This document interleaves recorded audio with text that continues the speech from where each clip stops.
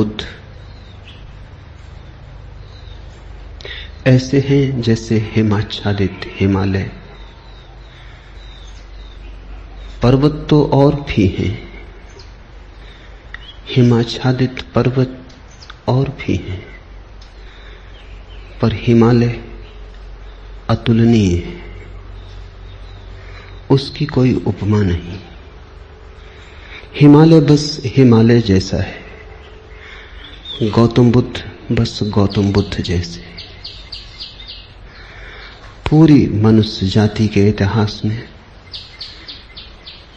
वैसा महिमापूर्ण नाम दूसरा नहीं।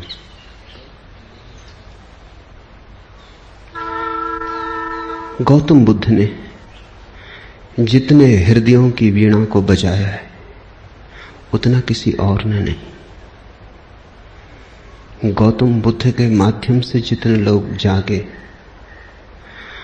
और जितने लोगों ने परम भगवत्ता उपलब्ध की है उतनी किसी और के माध्यम से नहीं। गौतम बुद्ध की वाणी अनूठी है और विशेषकर उन्हें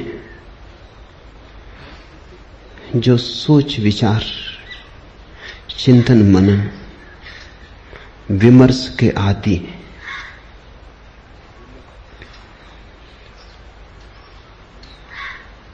हृदय से भरे हुए लोग सुगमता से परमात्मा की तरफ चले जाते हैं, लेकिन हृदय से भरे हुए लोग कहां हैं? और हृदय से भरने का कोई उपाय भी तो नहीं है। हो तो हो, न हो तो न हो।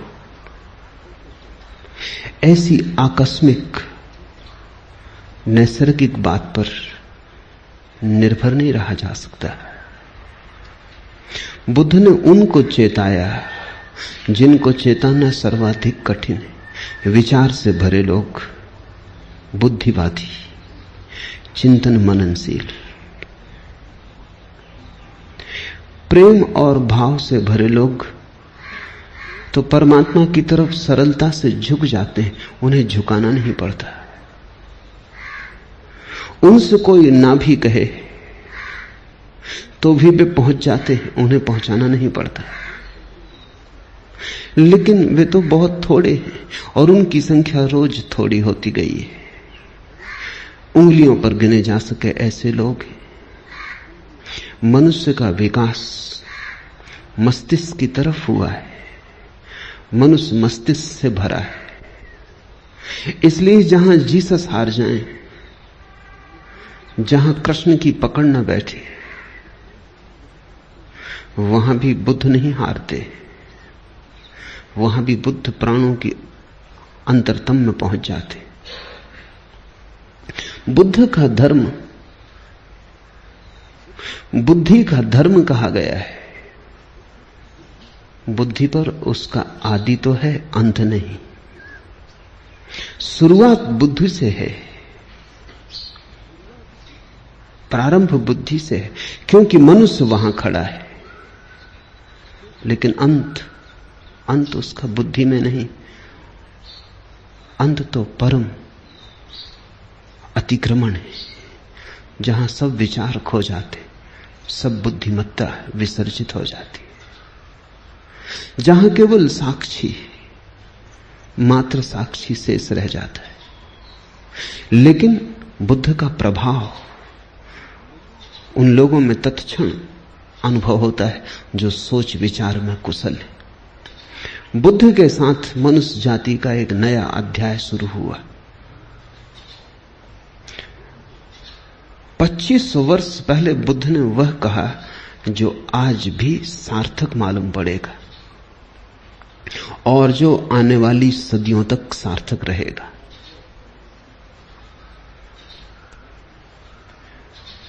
बुद्ध ने विश्लेषण दिया, एनालिसिस दी, और जैसा सूक्ष्म विश्लेषण उन्होंने किया कभी किसी ने ना किया था और फिर दोबारा कोई ना कर पाया।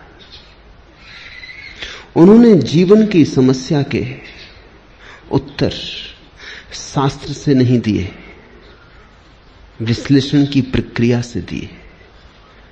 बुद्ध धर्म के पहले वैज्ञानिक, उनके साथ श्रद्धा और आस्था की जरूरत नहीं, उनके साथ तो समझ पर्याप्त है। अगर तुम समझने को राजी हो तो तुम बुद्ध की नौका में सवार हो जाओगे।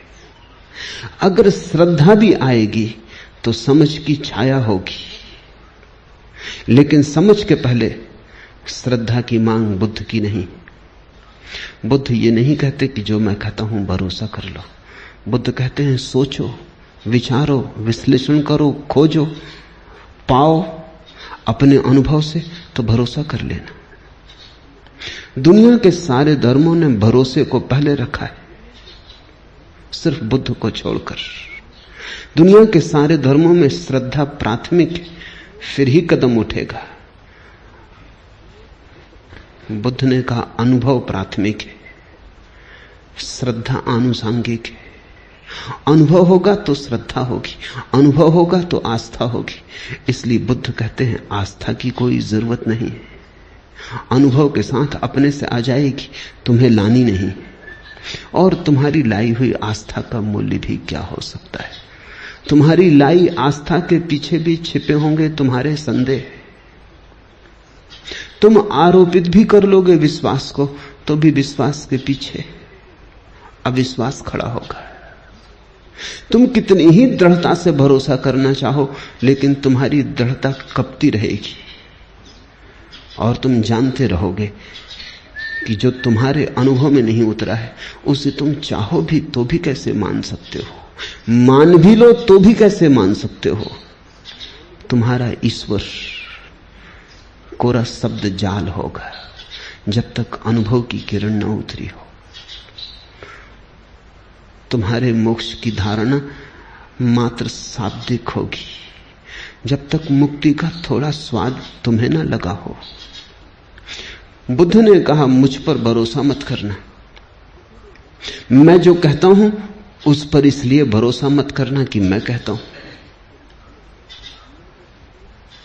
सोचना, विचारना, जीना तुम्हारे अनुभव की कसौटी पर सही हो जाए तो ही सही है, मेरे कहने से क्या सही होगा। बुद्ध के अंतिम वचन हैं अपदीपो भव, अपने दिए खुद बनना। और तुम्हारी रोशनी में तुम्हें जो दिखाई पड़ेगा फिर तुम करोगे भी क्या? आस्था ना करोगे तो करोगे क्या? आस्था सहज होगी, उसकी बात ही उठानी व्यर्थ है। बुद्ध का धर्म विश्लेषण का धर्म है, लेकिन विश्लेषण से शुरू होता है, समाप्त नहीं होता। वहां समाप्त तो परम संश्लेषण पर होता है। बुद्ध का धर्म संदेह का धर्म है, लेकिन संदेह से यात्रा शुरू होती है, समाप्त नहीं होती। समाप्त तो परम श्रद्धा पर होती। इसलिए बुद्ध को समझने में बड़ी भूल हुई, क्योंकि बुद्ध संदेह की भाषा बोलते तो लोगों ने समझा ये संदेहवादी है। हिंदू तक न समझ पाए, जो जमीन पे सबसे ज्यादा पुरानी कौम। बुद्ध निश्चित ही बड़े अनूठे रहे होंगे, तभी तो हिंदू तक समझने से चूक गए। हिंदुओं तक कोई आदमी खतरनाक लगा, घबराने वाला लगा। हिंदुओं को भी लगा कि ये तो सारे आधार गिरा देगा धर्म के। और यही आदमी है जिसने धर्म के आधार पहली दफा ढंग से रखे। श्रद्धा पर भी कोई आधार रखा जा सकता है, अनुभव पर ही आधार रखा जा सकता है। अनुभव की छाया की तरह श्रद्धा उत्पन्न होती। श्रद्धा अनुभव की सुगंध है, और अनुभव के बिना श्रद्धा अंधी है। और जिस श्रद्धा के पास आंख ना हो, उससे तुम सत्य तक पहुंच पाओगे? बुद्ध ने बड़ा दुस्साहस किया। बुद्ध जैसे व्यक्ति पर भरोसा करना एकदम सुगम होता है।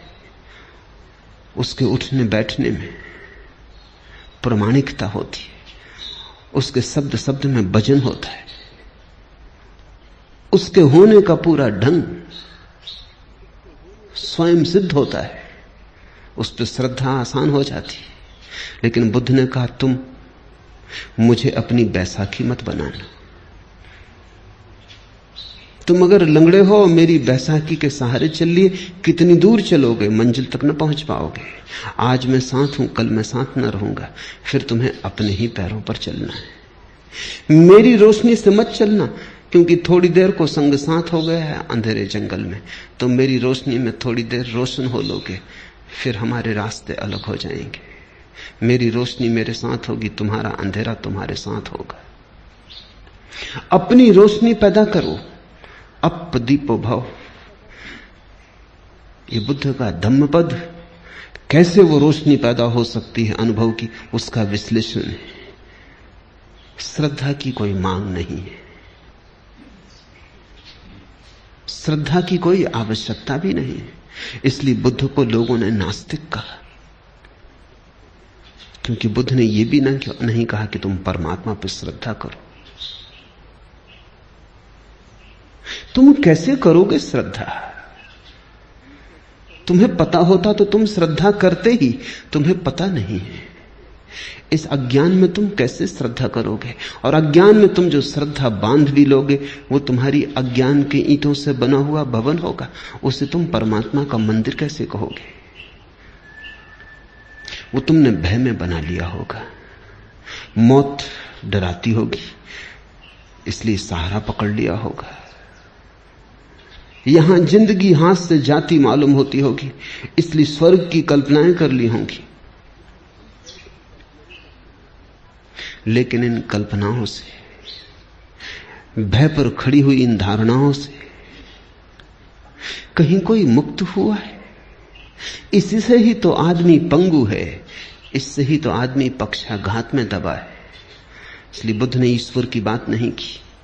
एच.जी. वेल्स ने बुद्ध के संबंध में कहा है कि पृथ्वी पर इस जैसा ईश्वरी व्यक्ति और इस जैसा ईश्वर विरोधी व्यक्ति एक साथ पाना कठिन। So godlike and so godless. अगर तुम ईश्वरीय प्रतिभाओं को खोजने निकलो तो तुम बुद्ध से ज्यादा ईश्वरीय प्रतिभा कहां पाओगे?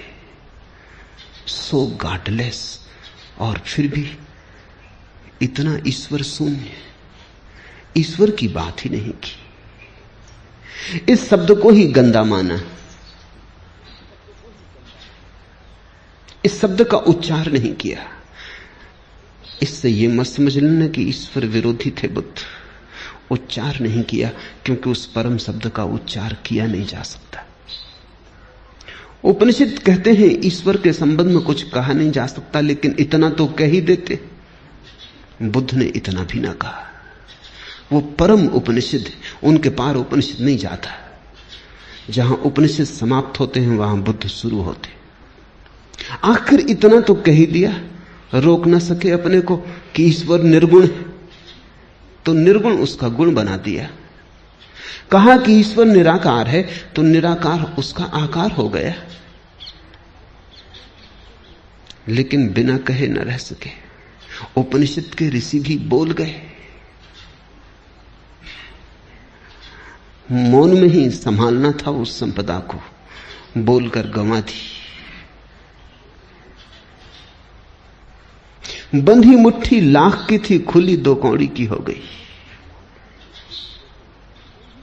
वो बात ऐसी थी कि कहनी नहीं थी, क्योंकि तुम जो कुछ भी कहोगे वो गलत होगा। यह कहना भी कि परमात्मा निराकार है गलत है, क्योंकि निराकार भी एक धारणा है, वो भी आकार से ही जुड़ी है।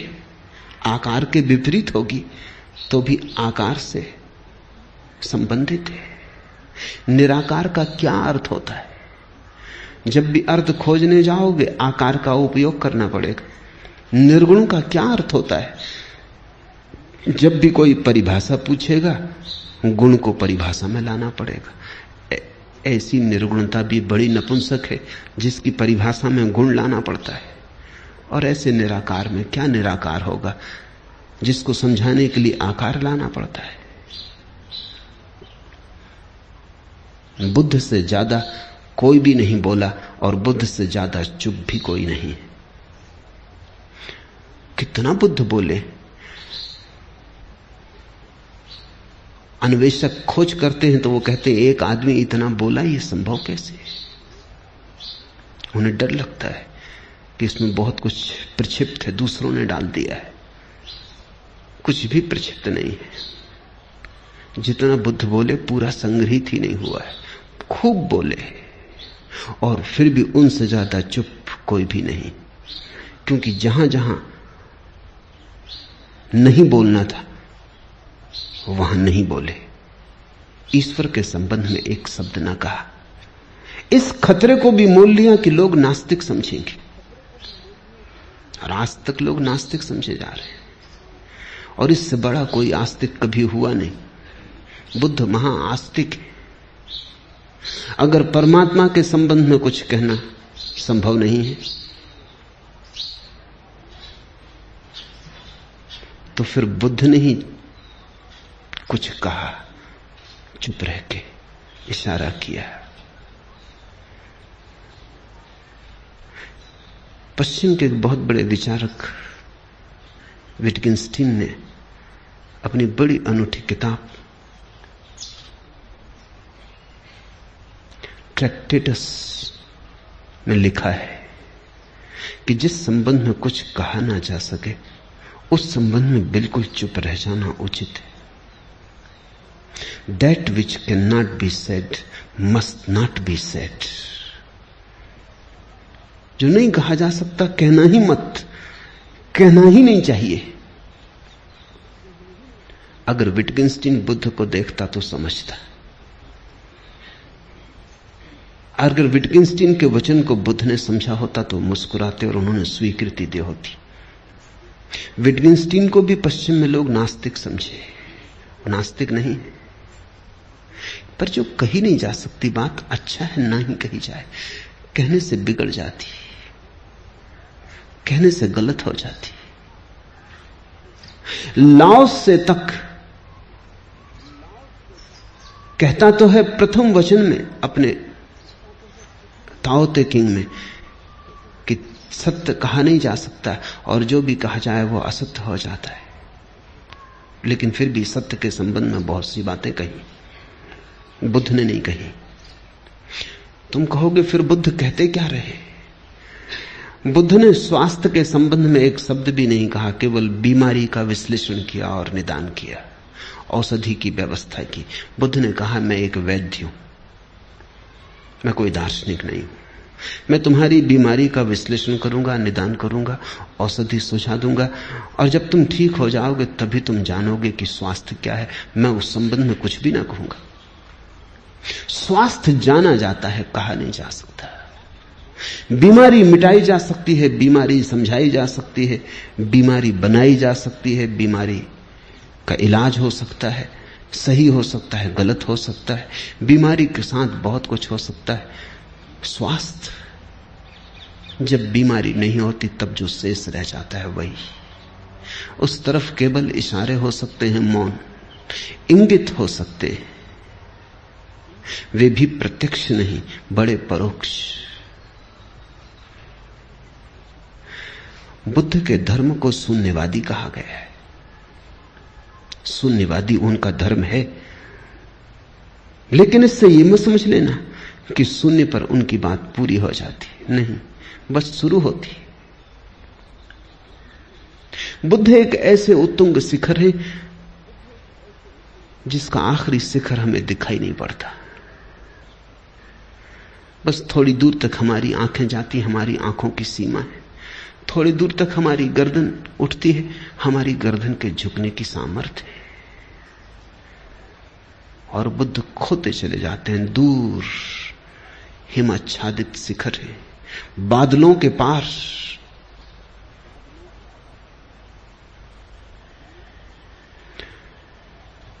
उनका प्रारंभ तो दिखाई पड़ता है, उनका अंत दिखाई नहीं पड़ता।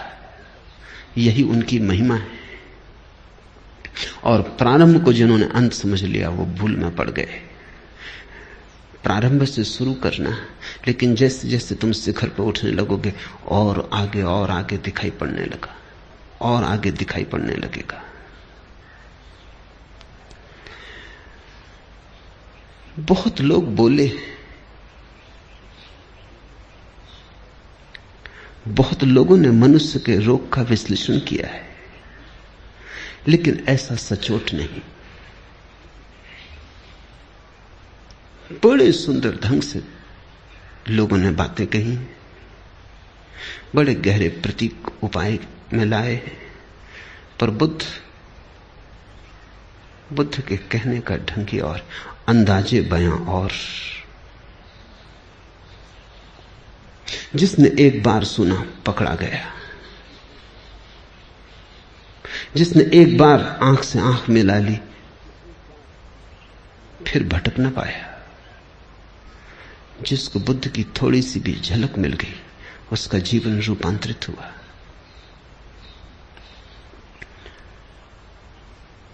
आज से 2500 वर्ष पूर्व जिस दिन बुद्ध का जन्म हुआ, घर में उत्सव मनाया जाता था। सम्राट के घर बेटा पैदा हुआ था, पूरी राजधानी सजी थी। रात भर लोगों ने दिए जलाए, नाचे, उत्सव का क्षण था। बूढ़े सम्राट के घर बेटा पैदा हुआ था, बड़े दिन की प्रतीक्षा पूरी हुई थी। बड़ी पुरानी अभिलाषा थी पूरे राज्य की। मालिक बूढ़ा होता जाता था और नए मालिक की कोई खबर न थी।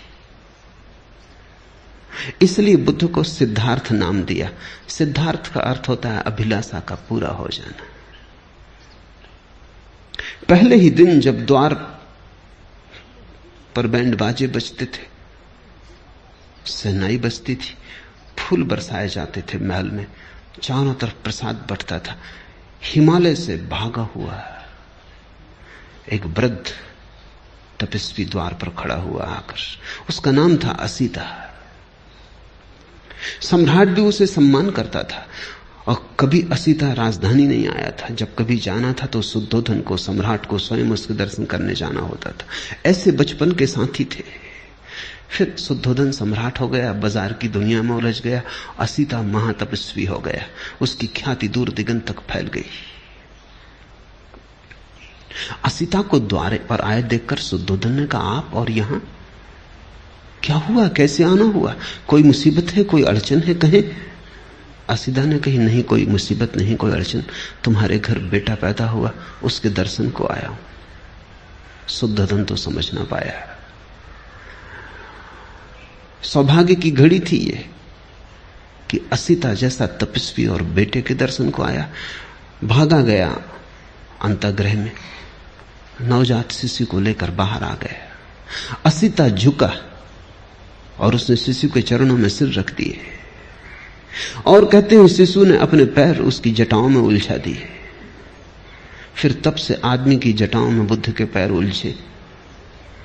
फिर आदमी छुटकारा नहीं पा सका और असीता हंसने लगा और रोने भी लगा। और शुद्धोधन ने पूछा कि शुभ घड़ी में आप रोते क्यों हैं? असीता ने कहा, ये तुम्हारे घर जो बेटा पैदा हुआ है, ये कोई साधारण आत्मा नहीं, असाधारण है। कई सदियां बीत जाती, ये तुम्हारे लिए ही सिद्धार्थ नहीं है, ये अनंत अनंत लोगों के लिए सिद्धार्थ है। अनेकों की अभिलाषाएं इससे पूरी होंगी।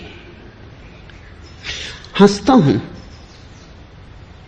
कि इसके दर्शन मिल गए, हंसता हूं, प्रसन्न हूं कि इसने मुझ बूढ़े की जटाओं में अपने पैर उलझा दिए। ये सौभाग्य का क्षण है। रोता इसलिए हूं कि जब ये कली खिलेगी, फूल बनेगी, जब दिगंत में इसकी सुवास उठेगी और इसकी सुवास की छाया में करोड़ों लोग राहत लेंगे, तब मैं न रहूंगा। ये मेरा शरीर छूटने के करीब आ गया। और एक बड़ी अनूठी बात असीता ने कही है, वो ये कि अब तक आवागमन से छूटने की आकांक्षा थी, वो पूरी भी हो गई। आज पछतावा होता है, एक जन्म अगर और मिलता है तो इस बुद्ध पुरुष के चरणों में बैठने की, इसकी वाणी सुनने की, इसकी सुगंध को पीने की, इसके नशे में डूबने की सुविधा हो जाती। आज पछताता हूं, लेकिन मैं मुक्त हो चुका हूं। यह मेरा आखिरी अवतरण है, अब इसके बाद देह न धर सकूंगा। अब तक सदा ही चेष्टा की थी कि कब छुटकारा हो शरीर से, कब आवागमन से। आज पछताता हूं कि अगर थोड़ी देर और रुक गया होता। इसे तुम थोड़ा समझो। बुद्ध के फूल के खिलने के समय असीता चाहता है कि अगर मोक्ष भी दांव पर लगता हो तो कोई हर्जा नहीं। तब से 2500 साल बीत गए, बहुत प्रज्ञा पुरुष हुए, लेकिन बुद्ध अतुलनीय है। और उनकी अतुलनीयता इसमें है कि उन्होंने इस सदी के लिए धर्म दिया और आने वाले भविष्य के लिए धर्म दिया। कृष्ण की बात कितनी ही समझा के कही जाए, इस सदी के लिए मौजू नहीं बैठती।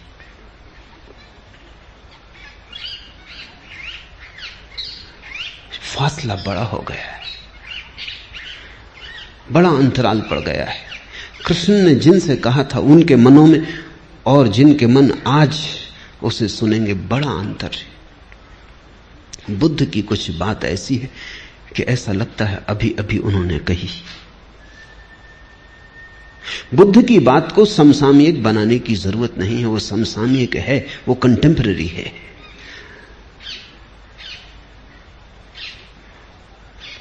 कृष्ण पर बोलो तो कृष्ण को खींच के लाना पड़ता है 20वीं सदी में, बुद्ध को नहीं लाना पड़ता है। बुद्ध जैसे खड़े ही हैं, 20वीं सदी में ही खड़े, और ऐसा अनेक सदियों तक रहेगा। क्योंकि मनुष्य ने जो होने का ढंग अंगीकार कर लिया है बुद्धि का, वो अब ठहरने को है, वो अब जाने को नहीं। और उसके साथ ही बुद्ध का मार्ग ठहरने को है। धम्मपद उनका विश्लेषण है। उन्हें जो जीवन की समस्याओं की गहरी छानबीन की है, उसका विश्लेषण है। एक एक शब्द को गौर से समझने की कोशिश करना, क्योंकि ये कोई सिद्धांत नहीं है जिन पर तुम श्रद्धा कर लो। ये तो निष्पत्तियां हैं प्रयोग की। अगर तुम भी इनके साथ विचार करोगे तो ही इन्हें पकड़ पाओगे। ये आंख बंद करके स्वीकार कर लेने का सवाल नहीं है, ये तो बड़े सोच विचार मनन का सवाल है।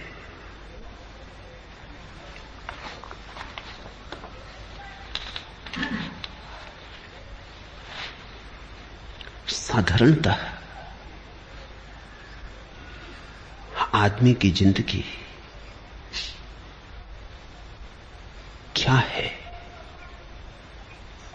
कुछ सपने, कुछ टूटे फूटे सपने, कुछ अभी भी साबित भविष्य की आशा में अटके। आदमी की जिंदगी क्या है? अतीत के खंडहर, भविष्य की कल्पनाएं। आदमी का पूरा होना क्या है? चले जाते, उठते हैं, बैठते हैं, काम करते हैं, कुछ पक्का पता नहीं क्यों, कुछ साफ जाहिर नहीं कहां जा रहे, बहुत जल्दी में भी जा रहे हैं, बड़ी पहुंचने की तीव्र उत्कंठा है, लेकिन कुछ पक्का नहीं कहां पहुंचना चाहते, किस तरफ जाते हो। कल मैं एक गीत पढ़ता था शाहिर का, न कोई ज्यादा न कोई मंजिल, न रोशनी का सुराग,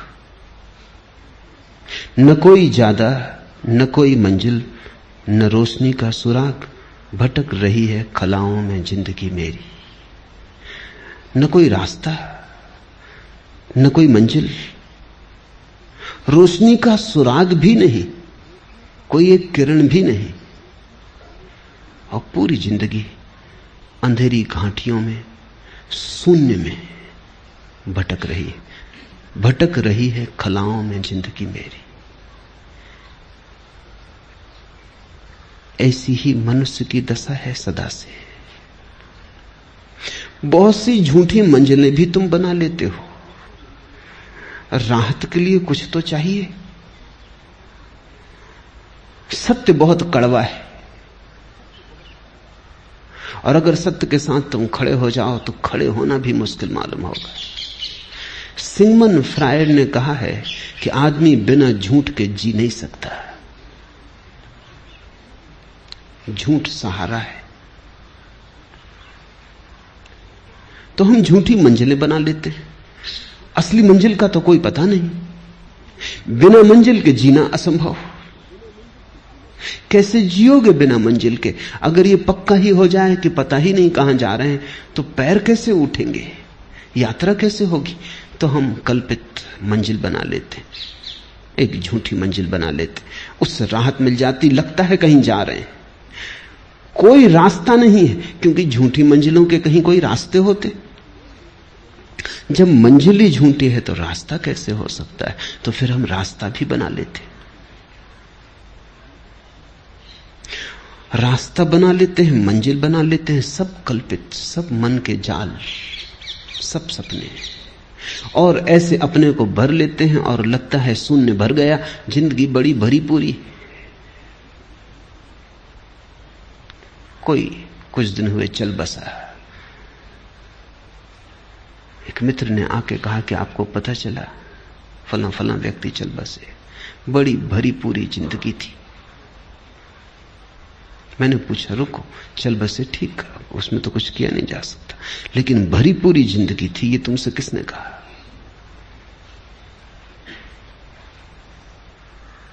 शायद उन्होंने सोच के कहा भी नहीं था।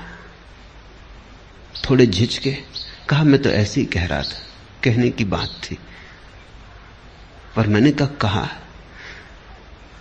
तो तुम भी सोचते होगे कि बड़ी भरी पूरी जिंदगी थी, मैं उनको जानता हूं।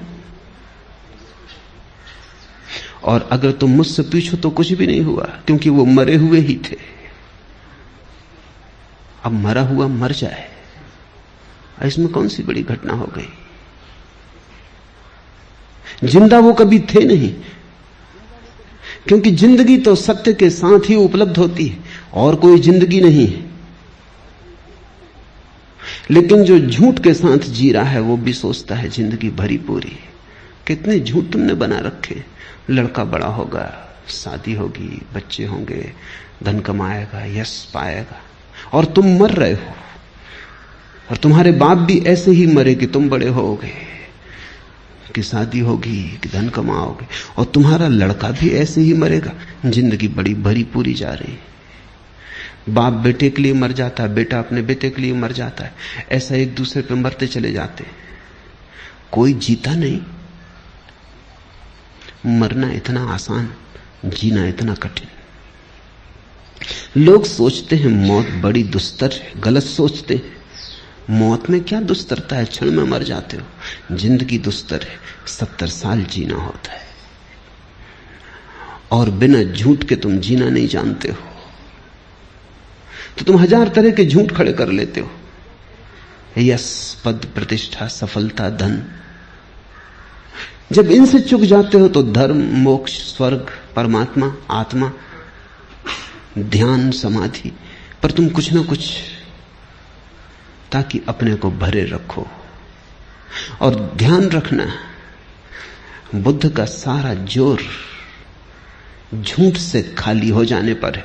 सत्य से भरना थोड़ी पड़ता है। झूठ से खाली हुए तो जो शेष रह जाता है वही सत्य। गई बीमारी, जो बचा वही स्वास्थ्य है।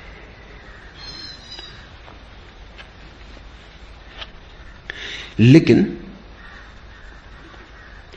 कितने ही लोगों ने जगाने की कोशिश की है, तुम जागते नहीं। आदमी का झूठ को पैदा करने का अभ्यास इतना गहरा है कि वो बुद्ध के आसपास भी, बुद्ध भी मौजूद हों जगाने को, तो उनके आसपास भी अपनी नींद की सुविधा जुटा लेता है। बुद्ध जगाते हैं, तुम उनके जगाने की चेष्टा को भी नशा बना लेते हो। तुम हर चीज में से शराब निकाल लेते हो। ऐसी कोई चीज नहीं है जिसमें से तुम शराब ना निकाल लो। इसलिए तो बुद्ध आते हैं, चले जाते हैं, बुद्ध पुरुष पैदा होते हैं, विदा हो जाते। तुम अपनी जगह अडिग खड़े रहते, तुम अपने झूठ से हटते नहीं। शायद बुद्ध पुरुषों ने जो कहा उसको भी तुम अपने झूठ में सम्मिलित कर लेते हो। क्या है तुम्हारे झूठ का राज? अहंकार।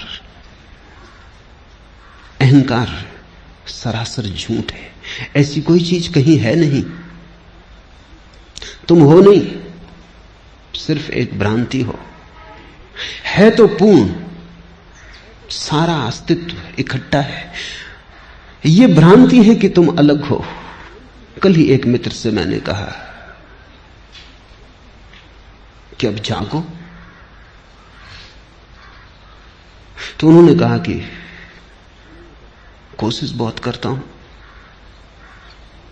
मन निंदा से भी भर जाता है, अपने प्रति अपराधी भी मालूम होता हूं, बेईमान भी मालूम पड़ता हूं, क्योंकि जो करना चाहिए मालूम है, समझ में आता और नहीं कर रहा हूं। तो मैंने उनसे कहा तुम एक ही कृपा करो, ये करने का ख्याल छोड़ दो, क्योंकि उसने पैदा किया, वही श्वास ले रहा है, तुम करना भी उसी पे छोड़ दो। उन्होंने कहा कि जन्म उसने दिया, इतना तक तो मैं मान सकता हूं, लेकिन बाकी और काम वही कर रहा है, ये नहीं मान सकता। ये तो मैं मान ही नहीं सकता कि बेईमानी भी वही कर रहा है। अभी थोड़ा सोचने जैसा है। हमें भी लगेगा कि बेचारा धार्मिक बात तो कह रहा है ये व्यक्ति, कि बेईमानी कैसे परमात्मा पे छोड़ दूं, लेकिन नहीं, सवाल ये नहीं है। अहंकार, ये कोई परमात्मा को बचाने की चेष्टा नहीं है कि परमात्मा पे बेईमानी कैसे सौंप दूं। ये भी अहंकार को बचाने की चेष्टा। ध्यान रखना, जब बेईमानी तुम करोगे तो ईमानदारी भी तुम ही करोगे।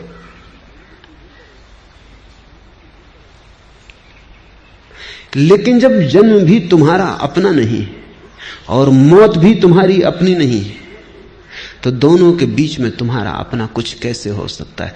जब दोनों छोर पर आए, जब जन्म के पहले कोई और के हाथ में तुम हो, मौत के बाद किसी और के हाथ में, तो ये बीच की थोड़ी सी जो घड़ियां हैं, इनमें तुम अपने को सोच लेते हो अपने हाथ में, वही भ्रांति हो जाती है। वही अहंकार तुम्हें जगने नहीं देता। वही अहंकार सोने की नई तरकीबें और व्यवस्थाएं खोज लेता है। इसलिए बुद्ध पुरुष आते, उनके तीर ठीक तरकस से तुम्हारे हृदय की तरफ निकलते, पर तुम बचा जाते हो। हजारों खिज्र पैदा कर चुकी है नस्ल आदम की। आदमी ने कितने बुद्ध पुरुष पैदा किए, हजारों खिज्र, पैगंबर, तीर्थंकर, हजारों खिज्र पैदा कर चुकी है नस्ल आदम की। ये सब तस्लीम, लेकिन आदमी अब तक भटकता है। ये सब तस्लीम, ये सब स्वीकार कि हजारों बुद्ध पुरुष हुए, पर इससे क्या फर्क पड़ता है? आदमी अब तक भटकता है। आदमी भटकना चाहता है? कहता तो आदमी यही है कि भटकना नहीं चाहता। कहते तो तुम मेरे पास यही हो, शांत होना चाहते हैं, सत्य होना चाहते हैं, सरल होना चाहते हैं, लेकिन सच में तुम होना चाहते हो, या कि सरलता के नाम पर तुम नई जटिलता खोज रहे हो, या सत्य के नाम पर तुमने नए झूठों की तलाश शुरू की है, या शांति के नाम पर अब तुमने एक नया रोग पाला। अब तुम शांति के नाम पर अशांत होने को उत्सुक हुए। साधारण आदमी अशांत होता है, सिर्फ शांति की तो कम से कम चिंता नहीं होती। अब तुम शांति के लिए भी चिंतित हो। पुरानी अशांति तो बरकरार, अब तुम और धन करोगे, उसमें गुणनफल करोगे। अब तुम कहोगे कि शांति भी चाहिए, अब एक नई अशांति जुड़ी कि शांति नहीं। झूठ तो तुम थे, अब तुम कहते हो सत्य खोजेंगे। अब तुम सत्य के नाम पर कुछ नए झूठ ईजाद करोगे, स्वर्ग के, मोक्ष के, नरक के, परमात्मा के, आकाश के। मंदिरों में जाओ, स्वर्गों के नक्शे टंगे, पहला स्वर्ग, दूसरा स्वर्ग, पहला खंड, दूसरा खंड, तीसरा खंड, सचखंड तक नक्शे टंगे हुए। आदमी की मूढ़ता की कोई सीमा है, कोई अंत है? अपने घर का भी नक्शा भी तुमसे बनेगा नहीं। अपना भी नक्शा तुम बना ना सकोगे कि तुम क्या हो, कहां हो, कौन हो। तुमने स्वर्ग के नक्शे बना लिए।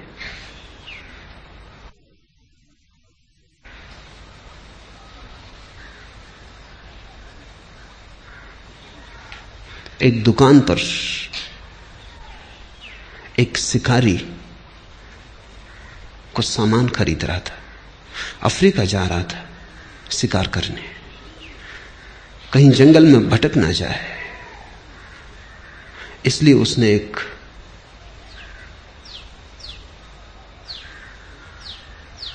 यंत्र खरीदा, दिशा सूचक यंत्र, कंपास। और तो सब ठीक था, उसने खोल के देखा, लेकिन कंपास में पीछे एक आईना भी लगा था। ये उसकी समझ में ना आया। कभी कोई कंपास है या किसी स्त्री का साज श्रृंगार का सामान, इसमें आईना किस लिए लगा है? ये दिशा सूचक यंत्र है, इसमें आईने की क्या जरूरत? उसने दुकानदार से पूछा कि और सब तो ठीक है, लेकिन ये मेरी समझ में नहीं आया कि इसमें आईना क्यों लगा। दुकानदार ने, ये इसलिए कि जब तुम भटक जाओ तो कंपास तो बताएगा स्थान, आईने में तुम देख लेना ताकि पता चल जाए कौन भटक गया है। कहां भटक गए हो ये तो कंपास से पता चल जाएगा, लेकिन कौन भटक गया है अपना पता नहीं। स्वर्ग के नक्शे बना दिए।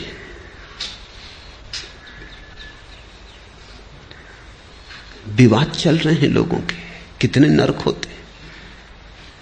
हिंदू कहते हैं 3, जैन कहते हैं 7। बुद्ध ने बड़ी मजाक की, उन्होंने कहा 700।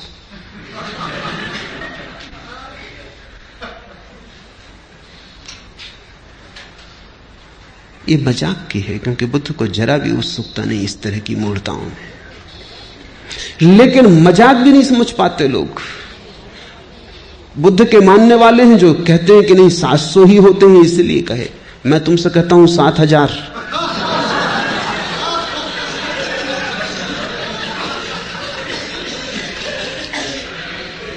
आदमी सत्य से भी झूठ खोज लेता है,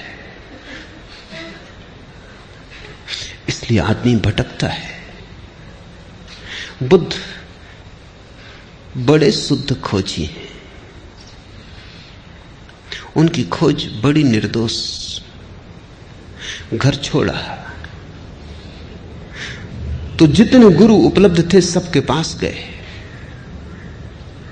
गुरु उनसे थक गए, क्योंकि असली शिष्य आ जाए तभी पता चलता है कि गुरु गुरु है या नहीं। झूठे शिष्यों के साथ तो पता ही नहीं चलता। लोग मुझसे पूछते हैं आके असली गुरु का कैसे पता चले। मैं उनको कहता हूं तुम फिक्र ना करो, अगर तुम असली शिष्य हो पता चल जाए। नकली गुरु तुमसे बचेगा, भागेगा कि ये चला आ रहा असली शिष्य, ये झंझट खड़ी करेगा। तुम गुरु की फिक्र ही छोड़ दो। असली शिष्य अगर तुम हो तो नकली गुरु तुम्हारे पास टिकेगा ही नहीं। तुम टिके रहना, वो ही भाग जाएगा। जिब्रान की कहानी है कि एक आदमी गांव गांव कहता फिरता था कि मुझे स्वर्ग का पता है, जिनको आना हो मेरे साथ आ जाओ। कोई आता नहीं था, लेकिन लोगों को 1000 दूसरे काम। कोई स्वर्ग जाने की इतनी जल्दी वैसे भी किसी को नहीं। लोग स्वर्गीय तो मजबूरी में होते, जब हाथ पैर ही नहीं चलते लोग मरघट पे पहुंचाते तब स्वर्गीय होते। कोई स्वर्गीय होने को राजी नहीं था। लोग कहते आपकी बात सुनते जचती, जब जरूरत होगी तब उपयोग करेंगे, मगर अभी कृपा करें, अभी हमें जाना नहीं। एक गांव में ऐसा हुआ, उस आदमी का खूब धंधा चलता था, क्योंकि जिनको स्वर्ग नहीं जाना इनको बचने के लिए भी गुरु को कुछ गुरु दक्षिणा देनी पड़ती थी। वो आ जाए गांव में और समझाए तो उसको कुछ सेवा भी करनी पड़ती, पैर भी पड़ने पड़ते। कहते तुम बिल्कुल ठीक हो, मगर अभी हम साधारण जन अभी संसार में उलझे हैं, जब कभी सुलझेंगे जरूर आपकी बात का ख्याल करेंगे, रख लेते हैं संभाल के हृदय में। तो गुरु का धंधा भी चलता था, ना कभी कोई झंझट आई थी ना कुछ। एक गांव में उपद्रव हो गया, एक असली शिष्य मिल गया। उसने कहा अच्छा तुम्हें पक्का पता है? बिल्कुल पक्का पता है, क्योंकि अभी तो कोई झंझटाई नहीं थी। तो उसने कहा अच्छा मैं चलता हूं, कितने दिन लगेंगे पहुंचने में? तब जरा गुरु घबराया कि ये जरा उपद्रवी मालूम पड़ता है। पैर छुओ बात ठीक है, सांस चलने की बात, मगर अब सबके सामने मना भी नहीं कर सका। उसने कहा देखेंगे, भटकाएंगे 1-2 साल, भाग जाएगा अपने आप। 6 साल बीत गए, वो उनके पीछे ही पड़ा है। वो कहता है कि कब आएगा, अभी तक आया नहीं। एक दिन उस गुरु ने कहा तेरे हाथ जोड़ता हूं भैया, तू जब तक न मिला था हमको भी पता था, तेरे कारण हमारा भी था। असली शिष्य मिल जाए तो फिर गुरु अपने आप। दुनिया में नकली गुरु हैं क्योंकि नकली शिष्यों की बड़ी संख्या है। नकली गुरु तो बाई प्रोडक्ट, वो सीधे पैदा नहीं होते, नकली शिष्य उन्हें पैदा कर लेता है। बुद्ध सभी गुरुओं के पास गए, गुरु घबरा गए क्योंकि ये व्यक्ति निश्चित प्रमाणिक था। जो उन्होंने कहा वो इसने इतनी पूर्णता से किया कि उनको भी दया आने लगी कि तो हमने भी नहीं किया है, कोई करते नहीं था तब तक बात ठीक थी। इस पे दया आने लगी। इससे ये भी ना कह सकते थे कि तुमने पूरा नहीं किया इसलिए उपलब्ध नहीं हो रहा है। इसने पूरा किया, उसमें तो रत्ती भर कमी नहीं रखी। गुरु ने हाथ जोड़ के कहा बस हम यहां तक तुम्हें बता सकते थे, इसके आगे हमें खुद भी पता नहीं। सारे गुरुओं को बुद्ध ने चुका डाला, एक गुरु साबित ना हुआ। तब सिवाय इसके कोई रास्ता ना रहा कि खुद खोजे। और इसलिए बुद्ध की बातों में बड़ी ताजगी है क्योंकि उन्होंने खुद खोजा, किसी गुरु से नहीं पाया था, किसी से सुन के नहीं दोहराया था, फिर खुद खोज पर निकले, नितांत अकेले, बिना किसी सहारे के। शास्त्र धोखा दे गए, गुरु धोखा दे गए, सब पीछे हट गए, अकेला रह गया खोजी। ऐसा ही होता है। जब तुम्हारी खोज असली होगी तुम पाओगे शास्त्र काम नहीं देते। शास्त्र तभी तक काम देते हैं जब तक तुम उनका भजन पाठ करते हो, बस तभी तक।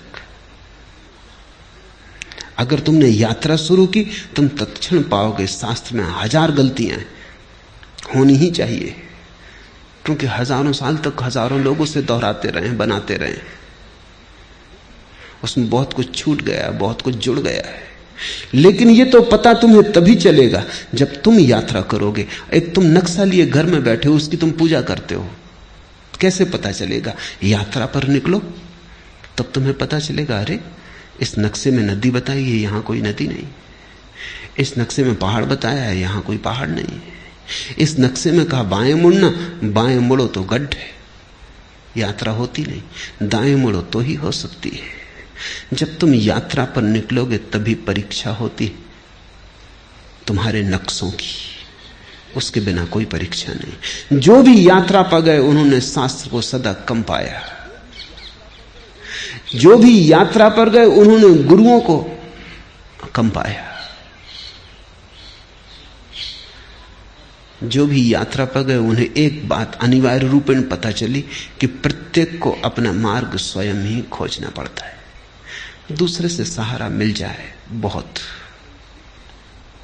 पर कोई दूसरा तुम्हें मार्ग नहीं दे सकता, क्योंकि दूसरा जिस मार्ग पर चला था तुम उस पर कभी भी ना चलोगे। वो उसके लिए था, वो उसका था, वो उसके स्वभाव में अनुकूल बैठता था।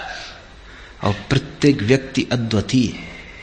बुद्ध ने यह घोषणा की कि प्रत्येक व्यक्ति अद्वितीय है, इसलिए एक ही राजपथ पर सभी नहीं जा सकते, सबकी अपनी पगडंडी होगी। इसलिए सद्गुरु तुम्हें रास्ता नहीं देता, केवल रास्ते को समझने की परख देता है। सद्गुरु तुम्हें विस्तार के नक्शे नहीं देता, केवल रोशनी देता है ताकि तुम खुद विस्तार देख सको, नक्शे तय कर सको, क्योंकि नक्शे रोज बदल रहे हैं। जिंदगी कोई स्थिर बात नहीं है, जड़ नहीं है, जिंदगी प्रवाह है। जो कल था वो आज नहीं है, जो आज है वो कल नहीं होगा। सद्गुरु तुम्हें प्रकाश देता, रोशनी देता, दिया देता हाथ में कि ये दिया ले लो, अब तुम खुद खोजो और निकल जाओ। और ध्यान रखना, खुद खोजने से जो मिलता है वही मिलता है, जो दूसरा दे दे वो मिला हुआ है ही नहीं। दूसरे का दिया छीना जा सकता है, खुद का खोजा भर नहीं छीना जा सकता।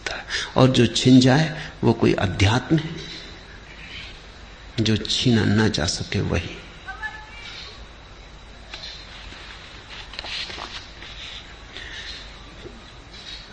पहली गाथा, मन सभी प्रवृत्तियों का पुरोगामी है,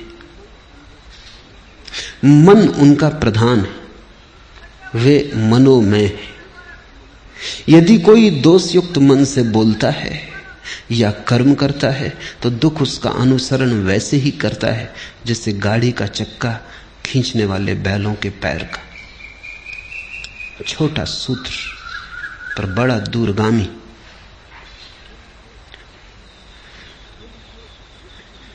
ध्यान रखना, बुद्ध किसी शास्त्र को नहीं दोहरा रहे हैं, बुद्ध से शास्त्र पैदा हो रहा है। मन सभी प्रवृत्तियों का पुरोगामी है। कोई भी वृत्ति उठती है, राह पर तुम खड़े हो, एक सुंदर कार निकली, क्या हुआ तुम्हारे मन में? एक छाप पड़ी, एक काली कार निकली, एक प्रतिबिंब गूंजा। कार के निकलने से वासना पैदा नहीं होती। अगर तुम देखते रहो और तुम्हारा देखना ऐसा ही तटस्थ हो जैसे कैमरे की आंख होती, कैमरे के सामने से भी कार निकल जाए, वो फोटो भी उतार देगा तो भी कार खरीदने नहीं जाएगा और न सोचेगा कि कार खरीदनी है। अगर तुम वहां खड़े हो और कैमरे जैसी तुम्हारी आंख है, तुमने सिर्फ देखा, काली कार गुजर गई, चित्र बना गया, एक छाया आई गई, कुछ भी कठिनाई नहीं। लेकिन जब ये काली छाया कार की तुम्हारे भीतर से निकल रही, तब तुम्हारे मन में एक कामना जगी, ऐसी कार मेरे पास हो। मन में एक विकार उठा, एक लहर उठी, जैसे पानी में किसी ने कंकड़ फेंका और लहर उठी। कार तो जा चुकी, अब लहर तुम्हारे साथ है। अब ये लहर तुम्हें चलाएगी, तुम धन कमाने में लगोगे या तुम चोरी करने में लगोगे या किसी की जेब काटोगे। अब तुम कुछ करोगे। अब वृत्ति ने तुम्हें पकड़ा। अब वृत्ति तुम्हारी कभी क्रोध करवाएगी अगर कोई बाधा डालेगा।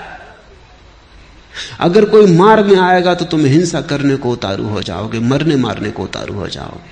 अगर कोई सहारा देगा तो तुम मित्र हो जाओगे, कोई बाधा देगा तो शत्रु हो जाओगे। अब तुम्हारी रातें इसी सपने से भर जाएंगी। बस ये कार तुम्हारे आसपास घूमने लगेगी। जब तक ये ना हो जाए तुम्हें चैन ना मिलेगा। और मजा ये है कि वर्षों की मेहनत के बाद जिस दिन ये तुम्हारी हो जाएगी, तुम अचानक पाओगे कार तो अपनी हो गई, लेकिन अब इन वर्षों की बेचैनी का अभ्यास हो गया। अब बेचैनी नहीं छोड़ती। कार तो अपनी हो गई लेकिन बेचैनी नहीं जाती, क्योंकि बेचैनी का अभ्यास हो गया। अब तुम इस बेचैनी के लिए नया कोई यात्रा पथ खोजोगे। बड़ा मकान बनाना है, हीरे ज़वारात खरीदने हैं। अब तुम कुछ और करोगे, क्योंकि अब बेचैनी तुम्हारी आदत हो गई। और अब इस बेचैनी का तुम क्या करोगे? इस सालों तक बेचैनी को संभाला, कार तो मिल गई, लेकिन अब कार का मिलना न मिलना बराबर है। अब ये बेचैनी पकड़ गई। इसलिए तो धनी बहुत लोग हो जाते हैं और धनी नहीं हो पाते, क्योंकि जब वे धनी होते हैं तब तक बेचैनी अभ्यास का हो गया उसका। जब तक धनी हुए तब तक चैन से ना रह सके। सोचा कि जब धनी हो जाएंगे तब चैन से रह लेंगे, लेकिन चैन कोई इतनी आसान बात है? अगर बेचैनी का अभ्यास घना हो गया तो धनी तो तुम हो जाओगे, बेचैनी कहां जाएगी? तब और धनी होने की दौड़ लगती और मन कहता और धनी हो जाएं फिर। लेकिन सारा जाल मन का है। बुद्ध ने अपनी एक एक वृत्ति को जांचा और पाया कि वृत्ति मन के सरोवर में उठी लहर है। वृत्ति का मतलब ही लहर होता है। वो मन का कब जाना है। अगर मन निष्कंप रह जाए तो कोई वृत्ति पैदा नहीं होती। अगर मन कब गया तो वृत्ति पैदा हो जाती। फिर कोई फर्क नहीं पड़ता कि किस चीज से कपता है। आज से 2500 साल पहले बुद्ध के समय में कार तो नहीं थी, तो कई नासमझ सोचते हैं कि तब बड़ी शांति थी, क्योंकि कार नहीं थी तो कार की तो चिंता पैदा ही नहीं हो सकती थी। हवाई जहाज नहीं था तो हवाई जहाज खरीदना, इसकी चिंता तो पैदा नहीं हो सकती थी। लेकिन तुम गलती में हो, चिंताएं इतनी ही थी क्योंकि किसी के पास शानदार बैलगाड़ी थी, बग्घी थी, वो चिंता पैदा करवाती थी। किसी के पास शानदार घोड़ा था, वो चिंता पैदा करवाता था। चिंता के लिए विषय से कोई फर्क नहीं पड़ता। तुम लहर सरोवर में उठाने के लिए एक कंकड़ फेंको या कोहिनूर हीरा फेंको, इससे कोई फर्क नहीं पड़ता।